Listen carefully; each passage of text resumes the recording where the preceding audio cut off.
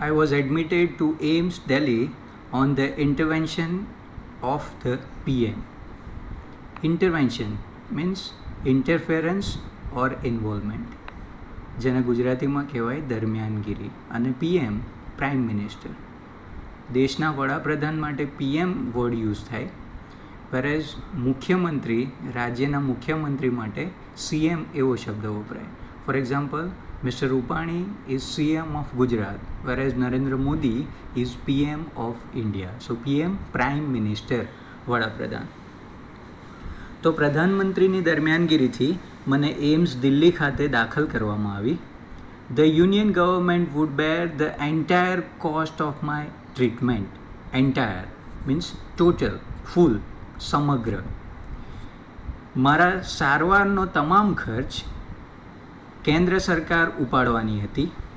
Soon AIIMS began issuing daily medical bulletin on my status. Bulletin, a brief report, એટલે કે સ્થિતિનો અહેવાલ. તરત જ એમ્સે મારી વર્તમાન સ્થિતિનો ટૂંકો દૈનિક મેડિકલ અહેવાલ પ્રગટ કરવાનું શરૂ કર્યું. I was told that young people, auto drivers, roadside vendors were carrying out candle march to galvanize support for me and to pray for my recovery. Galvanize means encourage or stimulate. અહીંયા સમર્થન કરવું એ અર્થમાં છે. ગેલ્વેનાઇઝના પતરા આવે તો generally લોખંડના પતરા હોય એને ગેલ્વેનાઇઝ એટલે એના પર એક પ્રકારનું કોટિંગ, ઢોળ ચડાવેલો હોય. તો ગેલ્વેનાઇઝનો મતલબ થાય ઢોળ ચડાવવો, પણ અહીંયા સમર્થન કરવું અથવા તો ની તરફદારીમાં દેખાવ કરવો એ અર્થમાં આ શબ્દ લીધેલો છે. તો મને જણાવવામાં આવ્યું કે યુવાનો, ઓટો રિક્ષા ચાલકો અને રસ્તા પરના ફેરિયાઓ મને સમર્થન આપવા માટે તેમજ મારા સાજા થવા માટે મીણબત્તીની કૂચ એટલે કે કેન્ડલ માર્ચ કાઢી રહ્યા છે. With the help of the best and the latest technology, gradually I started responding to my treatment. Gradually, slowly, ધીમે ધીમે. With the help of the best and latest technology. તો શ્રેષ્ઠ અને અત્યાધુનિક તકનીકોની મદદથી મને મળતી સારવારને લીધે મેં હકારાત્મક પ્રતિક્રિયા આપવાનું શરૂ કર્યું. One morning, my brother-in-law, my sister Lakshmi's husband, Sahib, suddenly asked me, "Everest ચડોગી?" એક સવારે મારા બનેવી એટલે કે મારી બેન લક્ષ્મીના પતિ સાહિબે આવીને મને પૂછ્યું, Everest ચડીશ? He had just read an interesting piece of information in the newspaper. તેમણે હમણાં જ સમાચાર પત્રમાં આવેલી એક રસપ્રદ માહિતી વાંચેલી હતી, અને એ માહિતી કઈ હતી? No female amputee had ever scaled Mount Everest. Amputee, આ ક્રિયાપદ ટુ એમ્પ્યુટ પરથી આવ્યું, AMPUTE. Amputate means to cut limb by surgery or by surgeon. શરીરનું કોઈ અંગ કાપી નાખવું એને કહેવાય એમ્પ્યુટ. અને જેનું અંગ કપાયેલું છે, one whose limb is cut off is called amputee. તો એણે સમાચાર પત્રમાં વાંચ્યું હતું કે કોઈ પણ અપંગ મહિલાએ ક્યારેય એવરેસ્ટ સર કર્યું ન હતું. I wasn't amused. અમ્યુઝ એટલે ખુશ થવું, નવાઈ લાગવી. મને એને આ વાતમાં સહેજે નવાઈ ના લાગી, કેમ કે એને હજી ઊભા થવાના ઠેકાણા ન હતા. તો એવરેસ્ટ ચડવાની વાત તો દૂર, એને ઊભા રહી શકાય તેમ નહોતું એક જ પગ હોવાને કારણે, અને એવરેસ્ટ ચડવાની તો વાત જ ક્યાં રહી. I have lost a leg and you are talking of Mount Everest. એટલે અરુણિમાએ સાહિબને કહ્યું પણ ખરું, એના સાહિબને એવું પણ કહ્યું કે મેં મારો પગ ગુમાવ્યો છે અને તમે એવરેસ્ટ ચડવાની વાત કરો છો. I started talking to my self. હું મનોમન વિચારવા લાગી, if I could take a shot at Everest and succeed, I would become the first female amputee to hold that record. To take a shot means to try or make an effort, પ્રયત્ન કરો. અને hold a record means get unprecedented success or recognition, અહીંયા કહીએ તો સિદ્ધિ પ્રાપ્ત કરવી. એટલે અરુણિમા મનોમન વિચારવા લાગી કે જો હું એવરેસ્ટ ચડવાનો પ્રયત્ન કરું અને એમાં સફળ થાઉં તો પ્રથમ અપંગ મહિલાનો એવરેસ્ટ ચડવાનો વિક્રમ મારા નામે નોંધાશે. જો અહીંયા સક્સેસ શબ્દ સાથે કનેક્શન છે, SUCCESS, સક્સેસ એટલે સફળતા, અને ટુ સક્સીડ SUCCED, સક્સીડ એટલે સફળ થવું, ક્રિયાપદ છે. સ્પેલિંગ ધ્યાનમાં રાખવા જેવો છે, SUCCED, સફળ થવું. I thought about it for some time and then I conveyed to Sahib my willingness to take up the challenge. Convey means to inform, જણાવવું. આપણે કહીએ ને કે મારા ફ્રેન્ડને મારો મેસેજ કન્વે કરજો કે હું આજે એને મળી શકું તેમ નથી, તો કન્વે જણાવવું, બરાબર છે. તો મેં એ વિશે થોડી વાર વિચાર્યું અને પછી સાહિબને આ ચેલેન્જ એટલે કે પડકાર ઝીલવા માટેની મારી તૈયારી, મારા રાજીપા વિશેની વાત કરી. ઠીક હૈ હમ કરેંગે, આઈ સેડ. મેં એને કહ્યું કે હા આપણે કરીશું, કેમ કે એણે પૂછ્યું હતું કે એવરેસ્ટ ચડોગી, તો એણે વિચારીને જવાબ આપ્યો કે ઠીક હૈ હમ કરેંગે. I now had something to look forward to, a mission, a goal, a reason to dream. Look forward to means to wait eagerly for, ની અપેક્ષા રાખવી. અહીંયા mission, goal, reason, to dream, આ બધા જ શબ્દો અગત્યના છે. દરેક માણસને જીવન જીવવા માટે લક્ષ્ય જોઈએ, કોઈ કારણ જોઈએ, નહીં તો જીવતો માણસ એ જીવતી લાશ સમાન જ છે. જો એની પાસે જીવન જીવવાનો કોઈ ધ્યેય ના હોય, એની પાસે કોઈ સાકાર કરવા માટે સપનું ના હોય. કેમ કે સપના વગર, ધ્યેય વગર તો પશુ પક્ષી જિંદગી જીવે છે. આપણામાં ને એમાં ફરક શું કે આપણામાં કલ્પના શક્તિ છે, આપણામાં વિચાર શક્તિ છે, અને સૌથી મોટી વાત કે એ કલ્પના શક્તિ અથવા તો એ સપના જોયેલા સપનાને સાકાર કરવા માટેનો દ્રઢ નિશ્ચય એટલે કે ડિટર્મિનેશન અને સખત મહેનત કરવાની તાકાત પણ છે. અને આ જ વસ્તુ આપણને અલગ બનાવે છે બીજા બધા જ પ્રાણીઓ કરતાં. અને એટલે અહીંયા કહે છે અરુણિમા કે Now I had something to look forward to, a mission, a goal, a reason to dream. એક સપનું, એક ધ્યેય, હવે જીવન જીવવાનું મારી પાસે એક કારણ હતું અને એટલે હું હવે આગળ કંઈક કરી શકું તેમ હતી. But throughout my life, nothing had come easy. Throughout, during the entire time span, સમગ્ર જીવનકાળ દરમિયાન, અહીંયા એ રીતનો મતલબ લઈએ તો અરુણિમા કહે છે પણ મારી સમગ્ર જિંદગીમાં કોઈ પણ વસ્તુ, કશું પણ મને સરળતાથી મળ્યું નહોતું. હવે આ એક અરુણિમાની વાત નથી, દરેક વ્યક્તિની વાત છે. જિંદગીમાં કોઈ પણ વ્યક્તિને કશું પણ સરળતાથી મળે નહીં, અને સરળતાથી મળે તો એની કિંમત પણ ના હોય, બરાબર છે.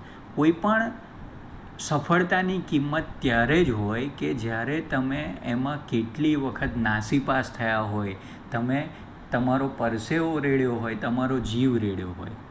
અને મિત્રો ખરેખર તો સફળતાની મજા એ સિદ્ધિ હાંસલ કરવામાં નહીં, પણ એ સફળતાના રસ્તા સુધી પહોંચવામાં, એ મંજિલ. એટલે માનો કે આપણે બધા વેકેશન માટે બહુ રાહ જોતા હોય, ખાસ કરીને વિદ્યાર્થીઓ, કે સ્કૂલ રેગ્યુલર ચાલુ હોય ત્યારે આપણે આવું ખાસ વિચારીએ કે આ રોજે રોજ સ્કૂલ જવાનું, ટ્યુશન જવાનું, લેસન કરવાનું, વાંચવા બેસવાનું બહુ કંટાળો આવે. એના કરતાં વેકેશન હોય તો કોઈ મા બાપ અથવા તો ટીચર્સ કોઈ પણ પ્રકારનું પ્રેશરાઇઝ ના કરે અને એ મસ્તીથી ઉઠવાનું અને જે કામ કરવું હોય એ કરવાનું. અને એટલે આપણે આખું વર્ષ વેકેશનને ધ્યાનમાં રાખીને બરાબર મહેનત કરીએ. પરીક્ષા હોય જાન્યુઆરી મહિનામાં કામ કરતા હોય તો આપણે એવું લક્ષ્ય ગોઠવીએ કે એપ્રિલમાં પરીક્ષા છે એટલે આ 3 મહિના પછી તો જલસા જ છે, એપ્રિલ મહિનામાં એક્ઝામ પૂરી થાય પછી વેકેશનમાં મારે જે કરવું હોય કરીશ. પણ વેકેશન પડશે એટલે 2 દિવસ 4 દિવસ અઠવાડિયા પછી આપણને એવું થશે કે હવે સ્કૂલ ચાલુ થાય તો વધારે સારું. અથવા તો કેમ એવું થાય છે? કેમ કે આપણને ખરેખર જે ફેન્ટેસી એટલે કે આપણા મનમાં જે કલ્પના ચિત્રી હતી, વેકેશનમાં આવું કામ કરીશ, આ મજા કરીશ, તે મજા કરીશ, હકીકતમાં જ્યારે કરવાનું આવે ત્યારે એમાં એટલી મજા આવતી નથી. અને એટલે જ પેલું જબ વી મેટનું ગીત છે ને, હમ જો ચલને લગે હૈ યે રાસ્તે, મંઝિલ को पास बुलाने लगे है ये रास्ते. એટલે વધારે મજા સફરની જ છે, શિખરની નહીં. કેમ કે એ તો એક માત્ર માઇલસ્ટોન જ છે, બરાબર છે. એટલે જે જર્નીની મજા છે એ ડેસ્ટિનેશનની નથી, કહેવાનો મતલબ એ. So I felt like I was born again. અને મને જીવન જીવવાનું એક ધ્યેય મળ્યું. મારા માટે મેં એક લક્ષ્ય નિર્ધારિત કર્યું, મેં એક સપનું સેવ્યું, અને એટલે જાણે કે મારો પુનર્જન્મ થયો. I was born again. Then I started waiting for my artificial limb to arrive. અને પછી મારો કૃત્રિમ પગ આવે, લિમ્બ, બોડી પાર્ટ, શરીરનો ભાગ, અહીંયા અંગ કહીએ. પછી મેં મારો કૃત્રિમ પગ મારી પાસે આવે એટલે કે મને મળી જાય તેની રાહ જોવાનું શરૂ કર્યું. When it finally arrived I was overjoyed. અને જ્યારે એ પગ આવ્યો ત્યારે મારી ખુશીનો પાર ના રહ્યો. The artificial leg felt almost like my real leg. આ કૃત્રિમ પગ મને મારા કુદરતી પગ જેવો જ લાગી રહ્યો હતો. I could hardly feel the difference. મને ભાગ્યે જ એમાં કોઈ ફરક એટલે કે ભેદ અનુભવાતો હતો. I had started falling in love with the stranger whom I was wedded for life.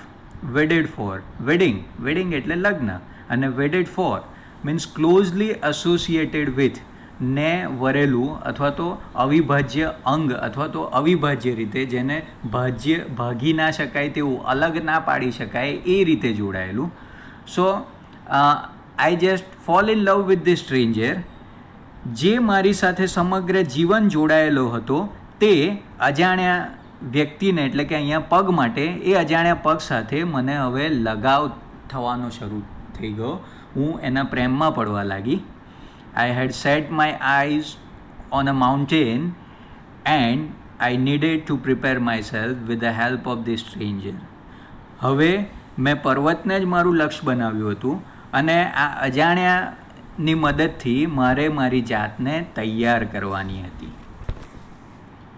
On 28th February 2012, almost a year after I was pushed out of the train, I set out for the training institute set up by Bachendri Pal near Uttar Kashi. તો મારા ટ્રેનમાંથી બહાર ફેંકાઈ ગયાના માત્ર 1 વર્ષ બાદ 28 ફેબ્રુઆરી 2012ના રોજ હું ઉત્તર કાશી પાસે આવેલા બચેન્દ્રી પાલના સ્થાપિત કરેલા તાલીમ કેન્દ્રમાં પહોંચવા નીકળી પડી. અહીંયા set out means to start the journey, મુસાફરી શરૂ કરવી. માનો કે તમે ઘરેથી સ્કૂલે જવા માટે નીકળો તો એવું કહેવાય કે I set out for the school at 7:30 in the morning. હું સવારે 7:30 ઘરેથી સ્કૂલે જવા નીકળું છું, અથવા તો ઘરેથી સ્કૂલે જવાની મુસાફરી શરૂ કરું છું. તો વિચારો કે આનો વિલ પાવર, આની નિર્ણય શક્તિ, ઈચ્છા શક્તિ કેટલી પ્રબળ હશે કે એને આ એક્સિડન્ટ અકસ્માત થયો એના માત્ર 1 વર્ષ પછી તો એ તાલીમ લેવા માટે ઉત્તર કાશી પહોંચી ગઈ. સાહેબ આપણને તાવ આવે ને તો એ 2 દિવસ અથવા તો 4 દિવસ તો આપણે ટૂંટિયું વળીને પડી રહીએ, અને એ તાવ મટી જાય તેમ છતાં બોડીમાં એક પ્રકારની વીકનેસ, એક પ્રકારની નબળાઈ લાગે એટલે બીજા 2-4 દિવસ કાઢી નાખીએ, બરાબર છે. પગે ફ્રેક્ચર થયું હોય તોય આપણે 15 દિવસ કે 20 દિવસ હલ્યા ચાલ્યા વગર બેસી રહીએ, પાટો ખોલી નાખે તોય 2-4 દિવસ પછી આપણે સેટ થઈ રહીએ. તો આ તો એવી વ્યક્તિ કે જેનો ઢીંચણથી પગ જ કપાઈ ગયો છે, અને એ વ્યક્તિ 1 જ વર્ષમાં એ આર્ટિફિશિયલ લેગ એટલે કે કૃત્રિમ પગ સાથે પર્વતારોહણની તાલીમ લેવા પહોંચી ગઈ. આના માટે પ્રબળ ઈચ્છાશક્તિ જોઈએ, બરાબર છે. ઈચ્છાશક્તિ એટલે યાહોમ કરીને કૂદી પડો ફતેહ છે આગે. સ્ટીવ જોબ્સ જેવું કે પોતાની જ કંપનીમાંથી હાંકી કાઢ્યા છતાં એ નાસીપાસ ના થયો ને પાછો એની એ કંપનીનો સર્વા બની નાખ્યો. પેલું કહેવાય છે ને કે કહો દુશ્મનને હું દરિયાની જેમ પાછો આવીશ, એ લોકો મારી ઓટ જોઈને દરિયા કિનારે ઘર બનાવે છે. તો આને સ્પિરિટ કહેવાય. અને આ સ્પિરિટ, આ આત્મવિશ્વાસ, આ સેલ્ફ બિલીફ એ અરુણિમા ભારોભાર ભરેલી હતી. એટલે જ તો 1 વર્ષમાં એ ટ્રેનિંગ લેવા પાછી પહોંચી ગઈ. I called up Bachendripal to tell her that we had reached Uttarkashi. એટલે ત્યાં પહોંચી અને મેં બચેન્દ્રીપાલને ફોન કર્યો. She was surprised at how quickly I had reached. અને બચેન્દ્રીપાલને નવાઈ લાગી, આશ્ચર્ય થયું કે હું આટલી જલ્દી અહીંયા પહોંચી ગઈ. After this, my confidence skyrocketed means skyrocketed આ ભૂતકાળ છે જેનું મૂળ ક્રિયાપદ થશે સ્કાય રોકેટ, જેનો મતલબ થાય to rise, to increase suddenly. અને આ રાઇઝનું ભૂતકાળ અહીંયા રોઝ લખેલું છે. આ રોઝ એટલે ગુલાબ નહીં, પણ રાઇઝ ઉગવું, સનરાઇઝ કે ને સૂર્યનો ઉદય થાય, સૂર્યોદય જેને કહીએ. અને અહીંયા સ્કાય રોકેટ એટલે રોકેટની ગતિએ વધવું, અત્યંત ઝડપથી વધવું. તો બચેન્દ્રીપાલને જ્યારે નવાઈ લાગી અને બચેન્દ્રીપાલે એના વખાણ કર્યા, ત્યારથી અરુણિમાનો જુસ્સો બેવડાયો અથવા તો એનો આત્મવિશ્વાસ આકાશને આંબવા લાગ્યો. Bachendripal always pumped fresh confidence in me. To pump હવા પૂરવાનો પંપ હોય, બરાબર છે, જેને અહીંયા પંપ માટે ઇન્જેક્ટ છે, જેના પરથી ઇન્જેક્શન શબ્દ આવ્યો. ઇન્જેક્શન કે જેમાં દવા ભરીને શરીરમાં ઉતારવામાં આવે વિથ પ્રેશર, તો દબાણપૂર્વક ઉમેરવું. ફ્રેશ કોન્ફિડન્સ ઇન મી. બચેન્દ્રીપાલ હંમેશા મારા આત્મવિશ્વાસમાં ઉમેરો કરતા હતા. એ કહેતા, Arunima, you are far better than others. This people sim two B suffering from handicap, not you. I am proud of you. But before Everest expedition, you'll have to prove yourself. If you climb 21,798 feet high Chamsar Kagri mountain in Ladakh, you will be on your way to Everest. Bachendri Pal હંમેશા એનામાં નવો ઉત્સાહ, નવો આત્મવિશ્વાસ ભરવાનો પ્રયત્ન કરતા અને એ અરુણિમાને કહેતા કે Arunima, you are far better than others. Arunima, તું બીજા કરતાં ઘણી ચડિયાતી છે. ખરેખર આ બધા જ લોકો હેન્ડીકેપ છે, આ બધા લોકો અપંગ છે, જે ખરેખર બધા શરીરના અંગો ધરાવે છે, તેમ છતાં એ માનસિક રીતે અપંગ છે. તું અપંગ હોવા છતાં અપંગ નથી, કેમ કે તું માનસિક રીતે વધારે મજબૂત છે અને એટલા માટે જ મને તારા પર ગર્વ છે. પણ તું એવરેસ્ટ ચડે એ પહેલાં તારે તારી જાતને સાબિત કરવી પડશે અને એ માટે તારે ચમસાર કાંગડી પર્વત કે જેની ઊંચાઈ 21,798 ફૂટ છે ત્યાં પહોંચવું પડશે. અને જો તું ત્યાં પહોંચી ગઈ તો માન કે તું એવરેસ્ટ પર પહોંચી જ ગઈ, અથવા તો આટલી ઊંચાઈએ જો તું પહોંચી શકે તો તું એવરેસ્ટ કે જે લગભગ 28-29,000 ફૂટની હાઇટ પર છે ત્યાં સુધી તું જરૂર પહોંચી શકશે. તો આ પ્રિલિમિનરી ટેસ્ટ જેવું છે. જો આમાં તું સારું પ્રદર્શન કરશે તો નક્કી એવરેસ્ટ માટે એટલે કે ફાઇનલ ટેસ્ટ માટે તું સારું પ્રદર્શન કરી શકશે. અને આ નીચે આપેલો છે બચેન્દ્રીપાલનો ફોટો છે અને બચેન્દ્રીપાલ એ પહેલી ભારતીય મહિલા છે કે જેણે એવરેસ્ટ સર કરેલું છે. આઈ સક્સેસફુલી કમ્પ્લીટેડ ધેટ એક્સપિડિશન. મેં તે આરોહણ અથવા તો તે સાહસિક પ્રવાસ, એડવેન્ચરસ જર્ની એને એક્સપિડિશન કહેવાય, તો મેં એ પ્રવાસ સફળતાપૂર્વક પૂરો કર્યો. By the time we reach the base camp situated at 18,000 feet, 16 of the 19 members of the team had retired. By the time, till that time, ત્યાં સુધી બેઝ કેમ્પ એટલે વચ્ચેનો એક પડાવ જેને સ્ટાર્ટિંગ પોઈન્ટ કહેવાય. જો અહીંયા આ પિક્ચર ઝૂમ કરીને જોશો તો એમાં આ યલો ડોટ કરેલા છે એ બધા બેઝ કેમ્પ છે. એવરેસ્ટ સર કરતાં પહેલાં આટલા બધા બેઝ કેમ્પ આવે. એટલે બેઝ કેમ્પ એવી જગ્યા કે જ્યાં પોરો ખાવા, થાક ખાવા માટે અથવા તો રાત્રિ રોકાણ માટેની થોડી ઘણી વ્યવસ્થા હોય. તમારા ઓક્સિજન સિલિન્ડર ખલાસ થઈ ગયા હોય અથવા તો તમારે તમારા સગાવાલાને કોઈ મેસેજ કરવો હોય તો સેટેલાઇટ ફોનની વ્યવસ્થા હોય, એવી જગ્યા એને બેઝ કેમ્પ કહેવાય. તો જુઓ કેટલા બધા પડાવ છે, કેટલા બધા બેઝ કેમ્પ છે એવરેસ્ટ ચડતા સુધીમાં. અને લગભગ 4-5 હજાર ફૂટની હાઇટે એક બેઝ કેમ્પ હોય. પણ જેમ જેમ હાઇટ ઊંચી થાય એટલે જેમ જેમ આગળ વધો એમ એક બેઝ કેમ્પથી બીજા બેઝ કેમ્પનું અંતર ઘટતું રહે. અને અહીંયા પિક્ચર આપેલું છે, જો આ રીતના ટેન્ટેટિવ ટેન્ટ્સ બાંધેલા હોય, આવા હંગામી તંબુઓ બાંધેલા હોય બેઝ કેમ્પમાં. તો શું કહે છે અહીંયા, by the time we reached the base camp. અમે 18,000 ફૂટની હાઇટ પર આવેલા બેઝ કેમ્પ પર પહોંચીએ ત્યાં સુધી તો અમારી ટુકડીમાં જે 19 સભ્યો હતા એમાંથી 16 સભ્યોની વિકેટ પડી ચૂકી હતી, એટલે કે નિવૃત્ત થઈ ચૂક્યા હતા. કોઈ થાકી ગયું અથવા તો કોઈને ચક્કર ચડવા માંડ્યા, કોઈને ઓમિટિંગ થવા માંડ્યું. ઓમિટ એટલે ઉલટી થવી, વામિટ ના કહેવાય, ઓમિટ. બરાબર, કોઈને ઉલટી થઈ અથવા તો કોઈને શ્વાસ ચડવા લાગ્યો, કોઈનું પ્રેશર વધતું ઓછું થઈ ગયું, કોઈને ઓવરહાઇડ્રેશન થઈ ગયું, ઘણા બધા પ્રશ્નો થઈ શકે જેમ જેમ હાઇટ પર જાઓ એમ. એટલે વિચારો કેટલું કપરું કામ હશે કે 18,000 ફીટ, જ્યારે માઉન્ટ એવરેસ્ટ તો 28-29 હજાર ફીટની હાઇટ પર આવ્યો. એટલે આ 18,000 ફૂટની હાઇટ સુધી પહોંચવામાં જ 19 જણાની ટીમમાંથી 16 તો રિટાયર થઈ ગયા. માત્ર 3 વ્યક્તિઓ જ 18,000 ફૂટની હાઇટ સુધી પહોંચી શક્યા. Bachendri Pal greeted me at the base camp. મેરી શેરની. બચેન્દ્રી પાલે બેઝ કેમ્પ પર મારું અભિવાદન કર્યું અને મને શેરની કહીને મારું સ્વાગત કર્યું. શી ટુક me in her warm embrace. જો એમ્બ્રેસ શબ્દ આવ્યો ને, એમ્બ્રેસ મીન્સ ટુ હગ, ભેટવું. આ બ્રેસ શબ્દ પરથી આવે. બ્રેસ એટલે પકડવું, ફીટ પકડવું, બરાબર છે, જેના પરથી બ્રેસલેટ શબ્દ આવ્યો. બ્રેસલેટ બહેનો પહેરે ને, અને આ એમ્બ્રેસ એટલે ભેટવું. અને બીજો એમ્બરેસ એવો શબ્દ છે. એમ્બરેસ ઉચ્ચાર બેવનો અલગ છે અને સ્પેલિંગમાં પણ થોડો ફરક છે. એમ્બરેસ એટલે શરમ આવી. જ્યારે કોઈ આપણને એમ્બ્રેસ કરે ત્યારે આપણને એમ્બરેસિંગ ફિલિંગ આવે, શરમ આવે ને, જાહેરમાં કોઈ આપણને ભેટે તો.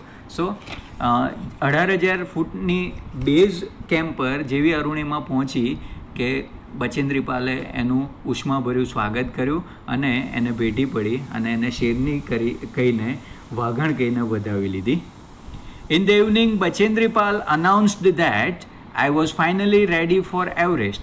અને એ રાત્રે, એ સાંજે બચેન્દ્રી પાલે જણાવી દીધું કે હવે આ અરુણિમા એવરેસ્ટ ચડવા માટે ફિટ છે, તૈયાર છે. She also assured me that she would talk to the official at Tata Steel for sponsoring my Everest dream. To sponsor means to support, especially financially, પૈસાની રીતે મદદ કરવી, પુરસ્કર્તા બનવું. હવે એવરેસ્ટ ચડવું હોય કંઈ આણંદથી અમદાવાદ જવા જેટલું સહેલું કામ નથી કે એમાં સામાન્ય ભાડું લાગે અથવા તો મેમુ ટ્રેનમાં બેસી જાઓ ને પહોંચી જાઓ. પણ એવરેસ્ટ ચડવા માટે ઘણી બધી તૈયારીઓ કરવી પડે, બરાબર છે. સ્પેશિયલ તમારે સ્નો શૂઝ લાવવા પડે, એના બધા જુદા જુદા જે ઇક્વિપમેન્ટ્સ છે, ઓક્સિજન બોટલ્સ છે, અને એ આર્થિક રીતે બધાને પરવડે એવું નથી હોતું. અને આમે અરુણિમા તો સામાન્ય મધ્યમ વર્ગીય પરિવારમાંથી આવતી હતી, એટલે એનો ઉત્સાહ ઓર વધારવા માટે એને કહેવામાં આવ્યું બચેન્દ્રી પાલ દ્વારા કે હું ટાટાના સ્પોન્સર સાથે, ટાટા ગ્રુપ સાથે વાત કરીશ કે જે તને આર્થિક રીતે મદદ કરશે. I arrived at Everest Base Camp on 11th April 2013. હું 11 એપ્રિલ 2013ના રોજ એવરેસ્ટ બેઝ કેમ્પ પર આવી પહોંચી. Exactly 2 years had passed since I was thrown out of the moving train. ચાલતી ટ્રેનમાંથી બહાર ફેંકાઈ જવાને બરાબર 2 વર્ષ પસાર થઈ ચૂક્યા હતા. At the camp, nobody seemed to know that I had an artificial leg. મારો એક પગ કૃત્રિમ છે, નકલી છે એવી કેમ્પમાં કોઈ